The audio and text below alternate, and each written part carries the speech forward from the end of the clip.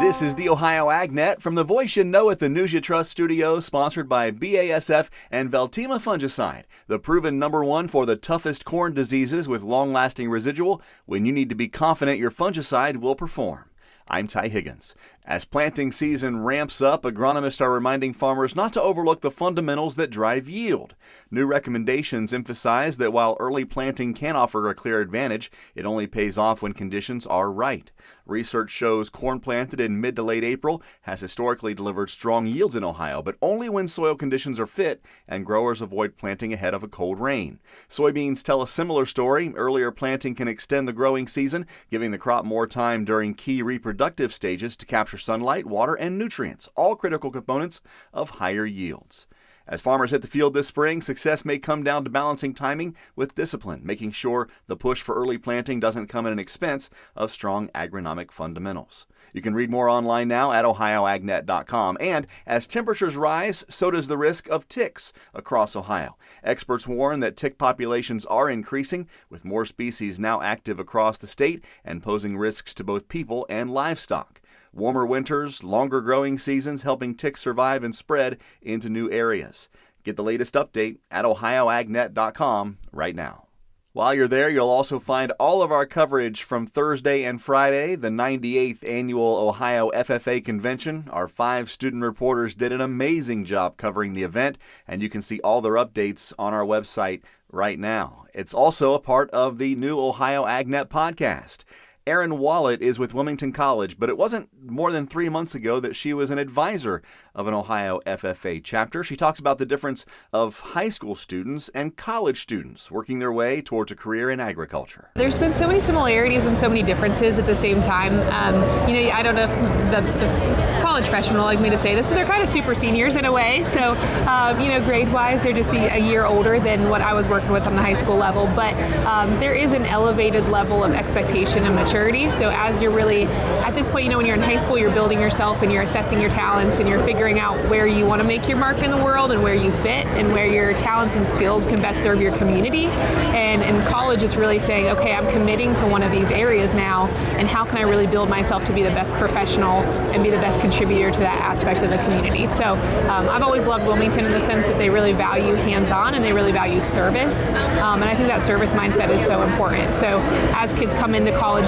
preparing them to serve and steward whatever part of the industry or communities or world that they decide to go into. And so how can you really foster that specific passion that they've decided to commit to? My full conversation with Erin Wallet and more of our coverage from the 98th Ohio FFA Convention, part of the new Ohio AgNet podcast at ohioagnet.com. Let's get a check of the forecast now, brought to you by Seed Consultants. Simply better performance. Online at seedconsultants.com. Here's Ryan Martin. In the warmer temperatures, we're going to be seeing a mix of clouds and sunshine through a large part of the day. This afternoon, I think we have to leave the door open to hit and miss the scattered showers starting in northwest Ohio, but then trying to spread over about 60% of the rest of the state. As we move into Tuesday, the moisture pattern fills in a little bit, especially Tuesday afternoon and early Wednesday. Rain and thunderstorms can give another 1/10 to 3/4 of an inch. Thunderstorms, if any can develop, may bump those totals closer to 1 inch. We'll have to see how that goes. But everything looks to be done by Wednesday midday, and we get partly sunny skies for Wednesday afternoon. It is cooler, though, behind that front, and we stay cool through Thursday. Not seeing a lot of moisture threat, but drying will be somewhat slowed. Our next chance of moisture comes on Friday night into Saturday, mostly central and southern parts of Ohio, and then bigger rains trying to come in for the following week. I'm Ryan Martin. Ryan, thank you. New and now at ohioagnet.com. It isn't unusual for a goat to have twins or even the occasional triplets, but one Marion County farmer got quite the surprise when one of her does gave birth to 4 healthy kids, nearly doubling the size of her herd. Her name is Michaela Welch, and I had a chance to visit the farm just a couple of days after the quads were born. Last year she had twin Dolings, and then this year she was a bit bigger. I take pictures, progress pictures all the time, and I'm like, she's got to have 3. I'm like, just 3. And so I was like, so then I went even farther, and I was like, 2 bucks and a doe, her udder's pretty big, right? So then all morning I was like, she's about to have these babies. Well, I sat out here from 9 a.m. to 4 p.m. and then I think it was about 4:45 she started to push. And I'm like, here we go. I was like, I couldn't have waited any longer. I'm like, thank you, Lord, here we go. And then out came the buckling first. And then next was a doeling and another doeling. And then I was like, good, she had 3. And I'm tending to the 3, and it's all good. And then an hour and a half later, or even longer, I'm not even sure, out comes number 4, back legs first. The first 3 were presenting beautifully, heads first, feet first, and then out comes the other one. I'm like, and it's alive. I was like, what? I was so shocked. And all of them are doing so well. You can see a new video from that farm online now at ohioagnet.com. The Ohio AgNet is feeding farmers this spring thanks to Ag Revolution and Paradise Energy Solutions. We'll be at this week's winning farm for the midday broadcast on Wednesday. And if your farm would like lunch delivered to the fields this planting season, visit ohioagnet.com/feedingfarmers to enter. What has the fertilizer prices and other things impacting planting season done for transitioning some acres from corn to soybeans? We'll find out in today's featured audio after this as the Ohio AgNet continues. Hi, I'm Tyler Miller, a soybean farmer from Crawford County. When I grow soybeans, I'm not just raising a crop, I'm creating fuel at home. Biodiesel adds nearly $2 to our bushel price and strengthens our energy independence. If you're not using biodiesel on your farm, now's the time. If you're not sure how to get it, ask your local fuel supplier. Ready to turn last year's crop into this year's fuel? Learn more at soyohio.org. This message is brought to you by Ohio soybean farmers and their checkoff. Whether you're in the fields or on the farm, creating a safer work environment has never been easier. BWC's safety consulting services are included with your policy premiums and offer training and education for everyone in your farming operation. It's always the right time to make safety a priority. Visit bwc.ohio.gov or call 1-800-644-6292. The Ohio Bureau of Workers' Compensation, here to help you work safely. Welcome back to the Ohio AgNet. I'm Ty Higgins. Are we going to see a big shift in acres this planting season due to fertilizer costs and other factors? With more in today's featured audio, here's Dusty Sonnenberg. Joining me today is Chris Trant. He is the head of U.S. Ag for HedgePoint. He's their sales team lead. And also Louise Riquet. He is a coordinator for market intelligence with the organization as well. Gentlemen, it's that time of year, especially in the state of Ohio and around the country, really, where we are looking at planning. If we look at pivotal acres, I'm curious, as we look back to last year, where were some of those fringe acres and the decisions they made?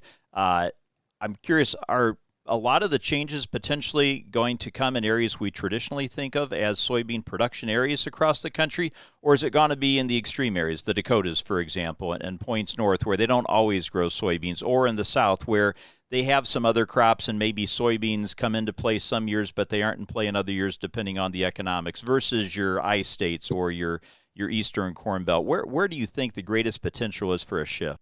Well, I'd say this. What's interesting is you look at the report, it showed, at least on soybeans, the acres increase. It's primarily out west. South Dakota, 10% higher, Nebraska, 7% higher, Kansas, 7% higher, Iowa, 5% higher.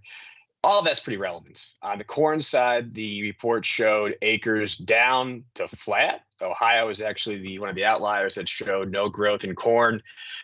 Texas had an increase in corn acres, but everywhere else in the country was showing less corn acres. And after the record crop last year, that's not a surprise. What I do, I guess, caution people about is the idea that more acres equals guaranteed more production. So Nebraska showing soybean acres up 7%. Okay, well, just last week we had Monday, we got our weekly crop reports, and the conditions of winter wheat in the state of Nebraska show 47% poor to very poor. Okay, that's just the state of Nebraska. Kansas showing a 7% increase in soybean acres. 32% of their winter wheat is poor to very poor. So you have states that are increasing the area, but are currently not, and it's early, of course, but are currently not doing well with the crops currently in the ground there. Does not exactly bode well for, a corresponding increase in production. Corn, a little less of a narrative there, but to the point you're saying about that flooding, that could be, a good thing, or it could be a very bad thing. Louise, what do you think? Yeah, I agree with you, Chris. So I think that there's a big concern about the weather, especially on the west of the production belt. Like you said, have some drought conditions in some of important states, especially Nebraska and Kansas, a little bit in South Dakota. But yeah, the acres are increasing. So yeah, we have more potential. But like you said, Chris, not exactly just having the potential doesn't mean that we're going to have the production. So the weather needs to be good. The first weeks, I think, looking to the forecast, are pointing to a good weather.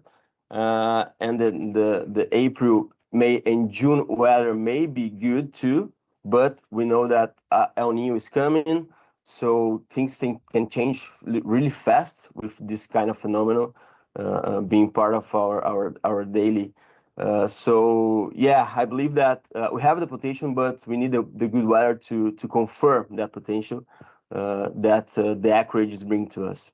Again, my guest today is Luis Riquet. He is the coordinator for market intelligence, and also Chris Trant, head of U.S. Ag, and leads their sales team with HedgePoint. Gentlemen, thanks so much for your time, and keep up the great work. Dusty, thanks for having us. We appreciate it. Thank you, Dusty. Reporting for the Ohio AgNet, I'm Dusty Sonnenberg. Thank you, Dusty. If agriculture's your way of life, you need news you can count on. That's why Ohio farmers turn to Ohio's Country Journal, your source for the latest in crop updates, livestock insights, market trends, and the stories that celebrate country life across our state.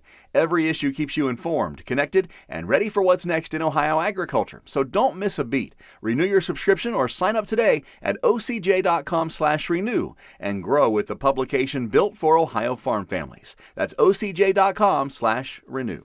We'll get a check of markets and some news behind the numbers after this as the Ohio AgNet continues. Bottom of 31, sold them 30,000, Gene. Get ready to bid on the heavy equipment and vehicles you need in a Ritchie Brothers Midwest Regional Auction happening May 12th. Inventory is housed at Minneapolis, Kansas City, Chicago, Columbus, Detroit, and Lincoln locations. Choose from a wide selection of construction and transportation equipment. Don't miss this opportunity. Visit rbauction.com/Chicago to sign up. Again, that's rbauction.com/Chicago. Every bushel you grow needs a market. That's why the Ohio Soybean Council is working to expand demand for Ohio soybeans around the world. Your checkoff supports international outreach, trade team visits, and putting Ohio soy in front of global buyers. By showcasing the quality, reliability, and value of Ohio soybeans, you can count on new opportunities and increased demand today and into the future. Visit soyohio.org to see all the ways your Ohio soybean checkoff is at work, expanding markets for your beans. Welcome back to the Ohio AgNet. I'm Ty Higgins, and this morning's market analysis is brought to you by Louis Dreyfus Company. Excited to bring a brand new soybean crush facility to Upper Sandusky. Learn more about marketing your soybeans with LDC at 574-566-2113. Here's Ryan Martin.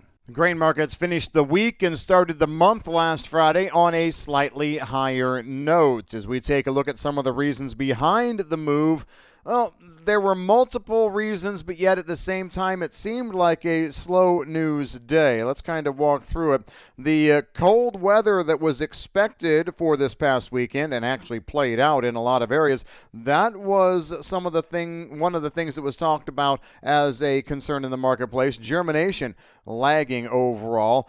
Nothing really new, exciting, or different in the Middle East conflict. Crude oil futures did fall on Friday. We'll see how we do this week.